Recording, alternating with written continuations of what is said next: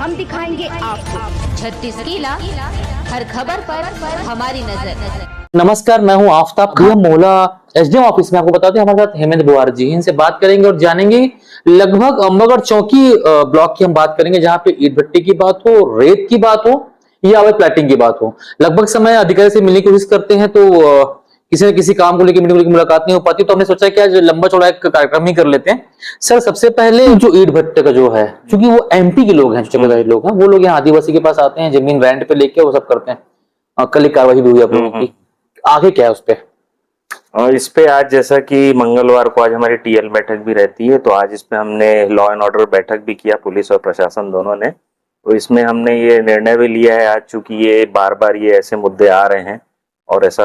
संज्ञान में आया आप लोग के द्वारा भी कि बहुत सारे लोग ऐसा उस क्षेत्र में ईट भट्टे का व्यापारिक रूप से काम कर रहे हैं। चूंकि आदिवासी क्षेत्र है, आदिवासियों को उसमें छूट रहती है कि अपने घर के लिए वो कुछ ईंटों का निर्माण कर सकते हैं अपने खेतों से। लेकिन यहाँ पर ऐसा संज्ञान में आया है कि बाहर से लोग आए हुए एमपी से, और वो किसानों से उनको जिस प्रकार भी उनको पैसे दे करके या जैसा भी है उनका वहां पर उनकी भूमि का उपयोग कर रहे हैं और उसमें ईंट निर्माण करके उसको व्यापारिक रूप से उसको बेच रहे हैं, जो भी कर रहे हैं। तो इसमें निर्णय ये हुआ है कि बाहरी लोगों को बिना अनुमति के, जैसा कि माइनिंग डिपार्टमेंट में नियम है कि जिसको भी ईंट निर्माण करना है व्यापारिक रूप से, उसे अनुमति लेकर के करना है प्रॉपरली। तो माइनिंग डिपार्टमेंट को ये निर्देश दिया गया है कि सभी जगह ऐसा जांच करें। और अभी जो एक दिन पहले जो कार्रवाई हुई है वो राजस्व विभाग द्वारा की गई है। हमें ऐसा संज्ञान में आया था, तो हमने मौके पे तहसीलदार को भेजा और लगभग 3 लाख ईंटें हमने जब्त भी करवाए हैं। तो उसी तारतम्य में आज माइनिंग डिपार्टमेंट को निर्देश दिया गया है कि सभी जगह जो है जांच किया जाए, और जहां भी ऐसा पाया जाता है कि बाहर से लोग आए हुए हैं तो उनके दस्तावेजों की जांच की जाए, क्या उन्होंने विधिवत रूप से इसमें अनुमति प्राप्त की है, नहीं की है, और यदि नहीं होगा तो उसमें नियमानुसार जो कार्रवाई है वो कार्रवाई की जाएगी। जो लंबे समय से चल रहे हैं, जैसे कि हम अगर एरमागोंदी में अपने कार्रवाई की, लेकिन आटरा में चल रहा है, सांगली में चल रहा है, पिपरका में चल रहा है, लंबे 10-12 जगह के गाँव में, तो जो पुराने समय चल रहा है, तो क्या अब उनसे दोबारा परमिशन आपने लिया नहीं लिया, इस पे जानकारी ली जाएगी कि सीधा कार्रवाई पे आएंगे? नहीं, अभी तो जैसे ही अभी मैंने बताया, आपने कल देख भी लिया कि जहां हम सीधा मौके पे पहुंच रहे हैं, अनुमति लेने वाली बात तो ऐसी कि उनको विधिवत अनुमति लेकर के ये काम प्रारंभ करना था। अब चूंकि वो इतने दिनों से करते आ रहे हैं, तो जाहिर सी बात है कि उन पे सीधे कार्रवाई होनी है। रेत पे आते हैं सर, दिन की बात हो या रात में जो हो, लंबे समय से रेत निकल जा रही है। आप कातुलवाही की बात करें, कान्हे प्रापर की बात करें, मार्री की बात करें, चेड़बरी की बात करें, लगभग समय रेत धड़े से निकल रही है, और शनिवार और रविवार खास करके। इस पे कैसा? इस पे भी आज हमने इस पे भी बात की आज बैठक में, और इसमें भी निर्णय वही हुआ है कि शनिवार और रविवार हो, चाहे कोई भी दिन हो, चूंकि माइनिंग का अमला बहुत कम है, तो माइनिंग डिपार्टमेंट को ये निर्देश दिया गया है कि आप संयुक्त दल के साथ जो है यहाँ पर मौके पे आप पहुंचे और उन पे कार्रवाई करें। अब संयुक्त दल में पुलिस भी हो सकती है और हमारा राजस्व का अमला भी हो सकता है, क्योंकि माइनिंग डिपार्टमेंट में केवल एक माइनिंग इंस्पेक्टर है और यहाँ पर माइनिंग डिपार्टमेंट और कोई माइनिंग अधिकारी है नहीं, तो थोड़ा अमले की कमी हो जाती है। और राजस्व विभाग और पुलिस विभाग के पास भी बहुत सारे काम रहते हैं, लेकिन हमें इनको भी देखना है, क्योंकि हमारे पास लगातार कंप्लेन आते रहते हैं, और बीच में भी कार्रवाई भी हुई है, बहुत सारी गाड़ियों को हमने जब्ती बनाया है। तो इस पे भी हमने एक शेड्यूल बनाया है कि अब लगातार, जैसे आपने कहा कातुलवाही, मैंने आज ही तहसीलदार को कहा है कि कातुलवाही, बिहरी और कान्हे, इधर जितनी भी गाड़ियां लग रही हैं, किसी की भी हो, उनको अगर उनके पास पीट पास नहीं है या जैसे भी अवैध रूप से कोई भंडारण कर रहा है या उसका परिवहन कर रहा है, तो उस पे जो भी माइनिंग एक्ट है उसके हिसाब से जो है कार्रवाई विधिवत की जाए। निकाल रहे हैं अवैध उत्खनन करके निकाल रहे हैं, उस पर कार्रवाई होगी कि जो क्योंकि स्टॉक उसे सब जगह मिलेगा आपको? आप कान्हे जाएं, बस्ती में जाए, वहां स्टॉक मिल जाएगा आपको, मारे जाए वहां स्टॉक मिल जाएगा। फिर नहीं, तो जो मैंने जैसा कि अभी आपको बताया कि अवैध उत्खनन पे भी कार्रवाई होगी, और जिन्होंने अवैध भंडारण किया हुआ उस पे भी माइनिंग वाले कार्रवाई करेंगे। आज ये कलेक्टर महोदया द्वारा स्ट्रिक्ट निर्देश दिया गया है माइनिंग डिपार्टमेंट को, और उस पे कार्रवाई आपको आने वाले दिनों में देखने को मिलेगी। एक लास्ट सवाल, ये अवैध प्लाटिंग वैसे होता ही होता है, मुझे आइडिया नहीं है, वो आप बताइएगा होता ही होता है, लेकिन मुझे जहां तक जानकारी है, अगर एक खास तरह का 3 से ज्यादा का चौथा हिस्सा होता है तो अवैध प्लाटिंग बोलते हैं, ये सही है? हाँ, मतलब जैसे भूमि स्वामी के पास यदि कोई बड़ा एक चक में जमीन है और उसके यदि वो टुकड़े टुकड़े करके रजिस्ट्री करा रहा है, तो उसको अवैध प्लॉटिंग कहा जाता है, बिना रेरा की अनुमति के या बिना कॉलोनाइजर एक्ट में विधिवत अनुमति प्राप्त करके जो इस प्रकार से टुकड़े करके उसको अगर रजिस्ट्री करा रहा है, नामांतरण करा रहा है, तो वो उस अवैध प्लॉटिंग की श्रेणी में आता है।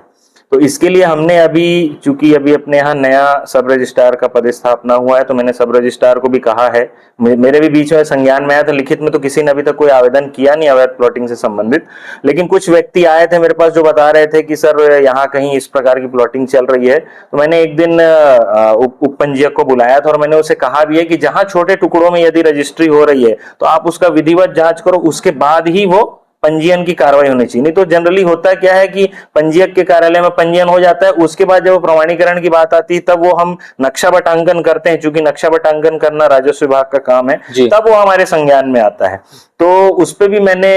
उप पंजीयक को कहा है और कलेक्टर महोदया का भी स्ट्रिक्ट निर्देश है कि भाई अवैध प्लॉटिंग की शिकायत कहीं पर भी नहीं आनी चाहिए। पुराने जो यहाँ पर पहले जिला बनने के पहले जिन्होंने इस प्रकार से कार्रवाई की हुई है, उसमें भी हम जो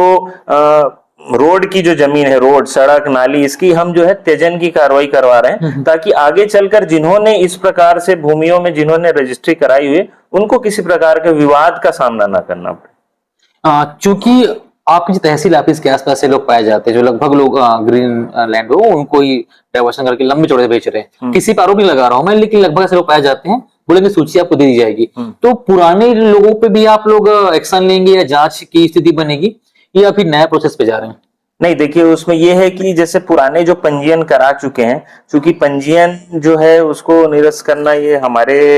क्षेत्राधिकार में नहीं है, सिविल का मामला बन जाता है। तो चूंकि उन्होंने पंजीयन कराया है विधिवत, तो उनकी तो उसमें कोई गलती है नहीं। रही बात ये ग्रीन लैंड, येलो लैंड की, तो इसमें ये है कि जो नगरीय क्षेत्र है वहां पर नगर निवेश का एक प्लान बनता है, एक मैप बनता है कि नगर का किस प्रकार से विकास हो। तो वो अभी प्रक्रिया में है। नगर निवेश ने जो है प्रारंभिक जो सर्वे करना होता है वो करके उस एरिया को अभी पूरी तरीके से लॉक कर दिया है, एक तरीके से मान के चलिए। तो उसमें अभी दिक्कत ये है कि जहां पर भी ग्रीन लैंड है उसको हम जो है डायवर्शन नहीं कर सकते। ये वाला मामला जो है काफी आता है, मेरे पास बहुत सारे ऐसे आवेदन आते हैं कि सर मैंने तो डायवर्शन कराया हुआ है, बाजू में मेरी जमीन है उसका नहीं डायवर्शन। तो उसका कारण यही है, तो वहां पर ये ग्रीन लैंड और येलो लैंड वाला कॉन्सेप्ट आता है। तो दोनों अलग अलग मुद्दे हैं। आप जो अवैध प्लॉटिंग की बात कर रहे थे वो छोटे टुकड़ों में जो